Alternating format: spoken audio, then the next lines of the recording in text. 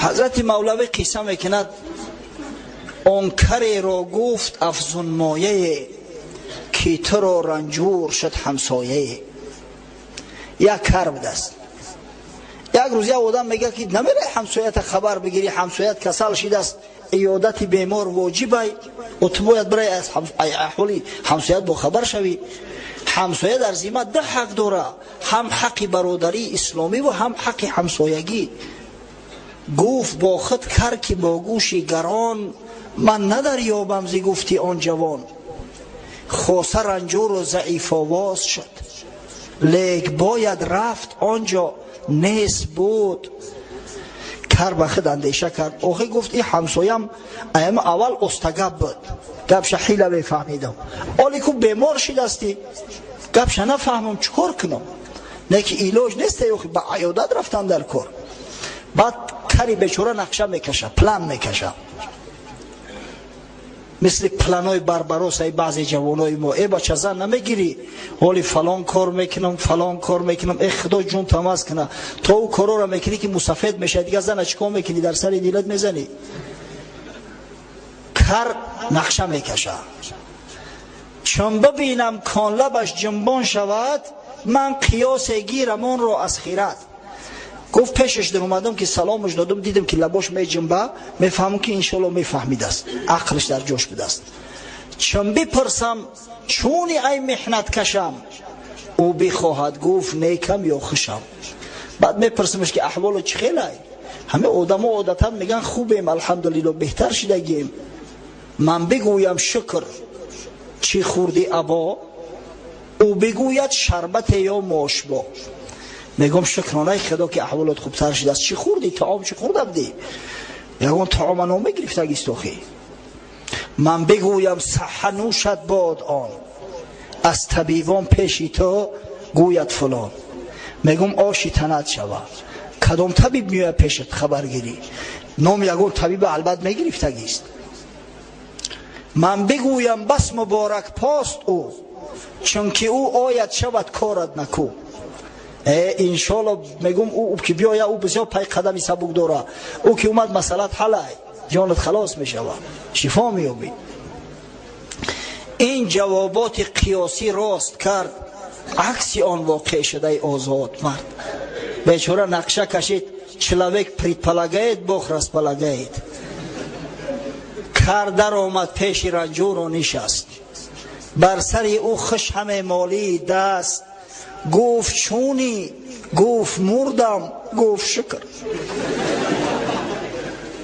گشت از این رنجور پر آزار و نکر، که این چی شکر است این عدوی ما بوده است. کر قیاسه کرده آن کج آمده است. بیچاره ای بیمار گفت خونه سوخته دشمنی ما. ای چی؟ ای بیمارم ای بیمارای استانداردی نبوده است.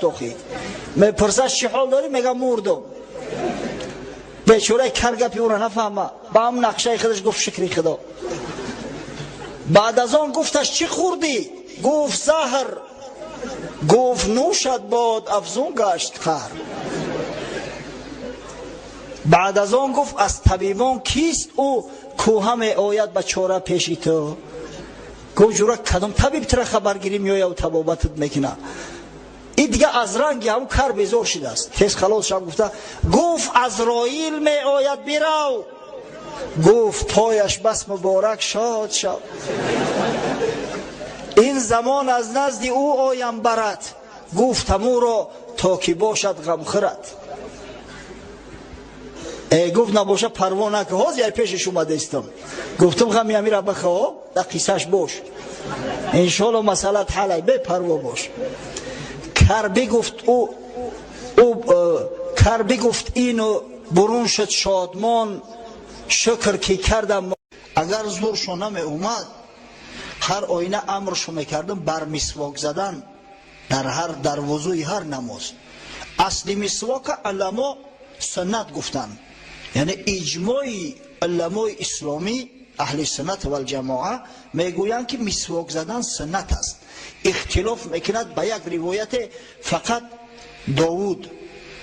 داود ابن علی ظاهری که که واجبش گفته است و برای اثبات سخن خودش یک حدیث را روایت میکند که او حدیث ابو نعیم اصبهانی روایت کرده است که پیغمبر خدا صلی الله علیه و سلم فرموده است السواک واجب علی کل مسلم، مسواک واجب است بر هر مسلمانی.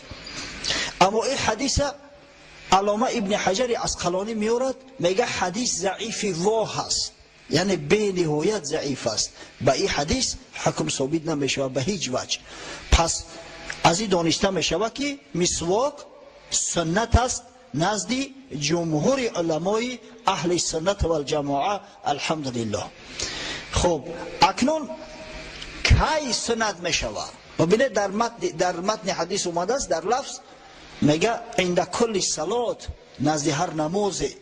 امام شافعی را به همون ظاهر لفظ تکیه کرده و میگوید که پیش از هر نماز مسواک زدن سنت است.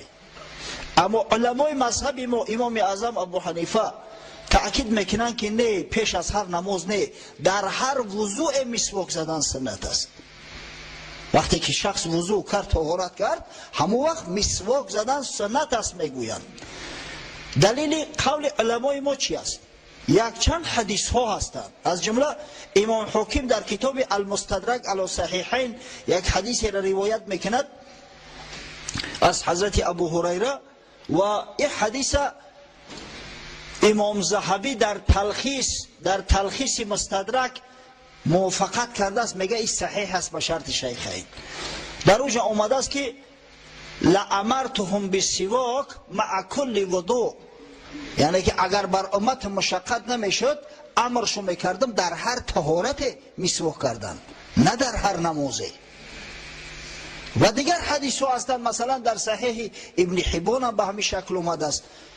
از همین خاطر علمای ما میگن که اگر چنده که در لفظ صحیح، در لفظ حدیث ترمذی و در لفظ احادیثی که بخاری و مسلم آوردن لفظ وضوء وجود ندارد، اما این وضوء هسته. مقصد که اگر چنده که حفظ نشده است محذوف است، اما معنی همین را میته. شما تصور کنه که پیش هر نماز یک شخص بخیزه و دنداناش مسواک کنه. بعضی دندانایی هسته که علت دارن، خون میشوند. در مذهب امام اعظم ابو حنیفه اگر خون جاری برویه، یعنی به همون مقدار دهان خون شود که وقتی توف انداخت اکثر توفش سرخ باشه طهارت میشکنه. از همین خاطر همون قول علمای ما به حقیقت نزدیکتر است. محمد تقی عثمانی در این مسئله شرح توضیح زیاد داده است حضرت. از جمله میگه امام کشمیری، انورشاه کشمیری، محدثی بزرگ مذهب امام اعظم ابو حنیفه، از محدثای متأخر است، عصر 20 زندگی میکرد حضرت. همون گفته است که این اختلافی که بین شافعی و بین امام اعظم، یعنی بین شافعی مذهبان و حنفی مذهبان هست، فقط اختلاف لفظی است. نزد علمای ما نیز میگوید وقتی که شخص مثلا از وقتی طهارتش وقتی زیاد گذشت، چند ساعت گذشت، در این بین چند بار طعام خورد، اگر به شرطی که نیتی نماز میکند دنداناش هم مسواک کند وضو نکرده مستحب است، ثواب دارد، خیر است. از همین خاطر این اختلاف فقط اختلاف لفظی است.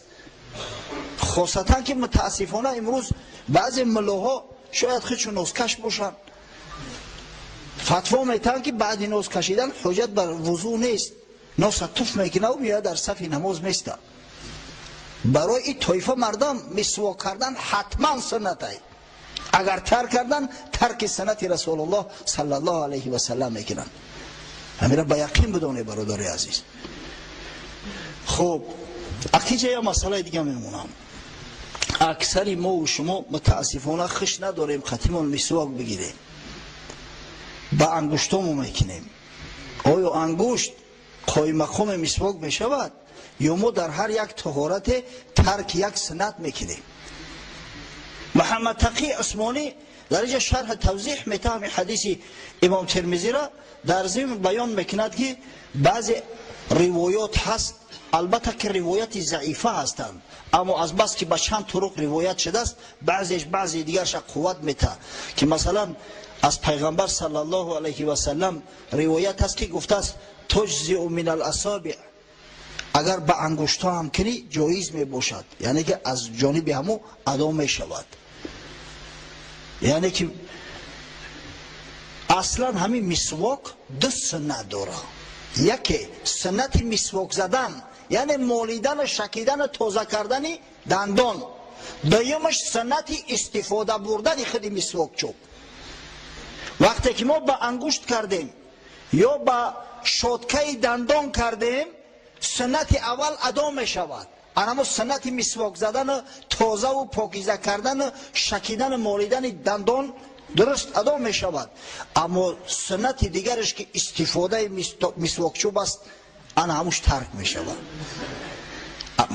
عادتا ما عادت داریم که هر صبح دندان ها را می شویم. الحمدلله. هم خیلی است جوانای عزیز، دندان ها را می شویم با شاتکه دندان، با خمیر دندان. بعدا تا نصف شب پیش خوب اگر کسی را خش بده دندانش می شود، نه بجام تا خوب میکنه تا سحر دیگر. اما ما در یک روز 3 بار 4 بار، بعضا می شود که 5 بار 6 بار طعام میخوریم. بعضا میشه روز تو بگه در سری دسترخوانیم. یک مسواک چوب اگر قطعی تو بگیری، اگر هم دندان را بشکه، باور کنه دیگر نه احتیاج به خلال دندان میمونه، نه دهان تام بو میکنه. غرض از این که پیغمبر میگه که امر شو میکردم که در هر نماز یا در هر وضوع مسواک استفاده برن چی است؟ اما خوشبویی است بچهای عزیز. خوشبویی عجیب زمانی در زندگی میکنیم. کرتمو اگر گریبانش چرکین شود شرم داره، دهنمو چرکین است، دهنمو بو میکنه، پروا نداره. گوش اندک چرک داشته باشه ایزا میکشیم، هم دیگر ایزا میتیم که گوش چرک گرفته است. اما دهن بو میکنه، نمیدونم با چی سبب باشه، نمیگیم که بردار تامی دهن تا میشوی و نه دهن تا بشو آخی. سبب آزار مسلمانان میشود بوی دهنی تا، سبب آزار ملائکه های خدا میشود بوی دهنی تا. غرض انمی دور کردن بوی دهن است. دهن باید بو نداشته باشه. حضرت صلی الله علیه و سلم بعضی طعام ها را، بعضی نعمت های الهی را که بو داشتن استعمال نمیکرد. از جمله چسناک، سیر. در احادیث صحیحه اومده است، از جمله امام ترمذی هم روایت میکند که وقتی رسول الله صلی الله علیه و سلم به مدینه منوره اومد، در هم ابتدای آمدنش از بس که خانه نداشت، مکان نداشت، مهمانی ابو ایوب انصاری رضی الله عنه شد. مهمانی حضرت ابو ایوب بود. ابو ایوب انصاری بهترین طعام موافق قدرت تواناییش درست میکرد، تیار میکرد، برای رسول الله صلی الله علیه و سلم میفرستاد. پیش از او که خودش همراه فرزنداش طعام تناول کند، اول به حضرت میفرستاد. یک روز طعام فرستاد، اومد خبر گرفت که نخورده است حضرت، اگر چند گشنه بود. گفت یا رسول الله آخی طعام چرا نخوردی؟ گفت در داخلش سم داره. سم یعنی همین چسناک. گفت احرام هو؟ اویا این چسناک حرام است که حضرت نخوردی؟ گفت لا ولکنی اکرهه لاجل ریحه. حرام نیست، گفتی حلال است، اما من به سبب همون بوی بده که داره، چسناک یا بو داره، از همون خاطر کارهش هستم نمیخورم. حضرت ابو ایوب انصاری خوردن چسناک به همون قطع کرد، تا آخر حیاتش دیگه نخورد است. ببینه این سیر خیلی منفعت داره، فایده ها داره، ویتامین داره. از جانب طبیب ها برای کشتن کرم معده و دیگر پیشنهاد می شود. اما از بس که بوی بد دارد، پیغمبر صلی الله علیه و سلم استعمالش نکرد. ما و شما یا نوسی لعنتی را که مورچه با بالاش نمیگذاره، اگر در همین زمین پرتایش تمام خزنده و تمام باور کنه گزنده ها همه میگریزن، همون را استعمال میکنیم از برای خدا. بخاری روایت میکند که پیغمبر خدا صلی الله علیه و سلم فرمود، حدیث امام جابر روایت، حضرت جابر روایت کرده است از رسول الله، من اکل ثوما او بصلا فلیعتزلنا او یعتزل مسجدنا فی روایت ولیقعد فی بیته. حضرت رسول الله صلی الله علیه و سلم فرمود هر کسی که سیر یا پیاز خام میخورد از پیش ما دور باشد. در یک روایت اومده است در همین صحیح بخاری از مسجد ما دور باشد و در خانهش بشینه. حضرت صلی الله علیه و سلم مردم تاکید میکرد که اگر کسی آواز اذان بشنوه و با مسجد نه خونهش در میتون، میگه اگر پیاز خورده باشه گم شوه یا سیر خورده باشه، مقصد اگر دهنش بدبو باشه نیاید، زیرا هم سبب آزار مسلمان میشود هم سبب آزار ملائکه و فرشته ها میشود. ببینید یعنی که پاک کردن دهن، تازه کردن دهن به نهایت مهم است. حضرت میگه حبب الی من الدنیا النساء و طیب و جعلت قرة عینی فی الصلاة. امام نسائی روایت کرده است. حضرت فرموده است که از تمام همین نعمتهای دنیا سه چیز برای من محبوب است، سه چیز دوست می‌دارم: زن، بوی خوش و روشنایی ده چشم من در نماز است. نماز مقصد. پس ما و شما باید خوشبو باشیم. قبل از همه دهن بوی خوش داشته باشه. از برای خدا در اما عصرهای پیش اینقدر شاتکه نبوده، اینقدر خمیره دندان نبوده، اینقدر مسکوچوب فراوان نبود، مردم دهناشو تازه بود، کوشش میکردن که دهنشو بو نکنه، بوی دهن عیب حساب میخورد. ولی کتابای فقهی را بخونه اگر کنیز باشه بالفرض که دهنش بو کنه همون رو همچه عیب حساب میکنن، یعنی قیمتش کم میشه و حساب یعنی بوی دهن. یا شخصی که خرید دستش میتونه که با خیاری همون عیب بر بگردونش به صاحبش. نمیدونم چی درد مو رسیده است امروز دیگه دهن مو پریناس ای پدر مو ایزان میکشیم با هم فش کده در سری دسترخوان با هم دهن پریناس گم میزنیم.